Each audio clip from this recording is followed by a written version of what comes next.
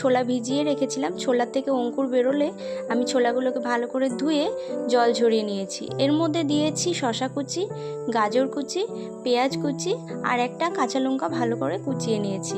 এর মধ্যে সামান্য একটু লবণ দিয়েছি, বিট লবণও দেওয়া যেতে পারে, সামান্য একটু গোলমরিচ গুঁড়ো আর দিয়েছি চাট মশলা বা আমচুর পাউডার।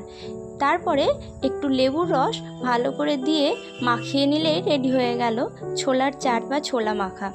এই ছোলার চাট রেসিপিটা তোমাদের কেমন লাগলো অবশ্যই কমেন্টে জানিও। আর যদি ভালো লাগে রেসিপিটা বাড়িতে একবার ট্রাই করো, অবশ্যই ভালো লাগবে আশা করি। সম্পূর্ণ ভিডিওটা দেখার জন্য অসংখ্য ধন্যবাদ। সবাই ভালো থেকো। ছোলার চাট রেডি হয়ে গেছে। এবারে আমি সার্ভিং বলে সার্ভ করে তোমাদের দেখাচ্ছি। দেখো, দেখতে যতটা সুন্দর লাগছে খেতেও তার থেকে দারুণ লেগেছে। ভীষণ ভালো লাগে, ভীষণ পছন্দের আমার।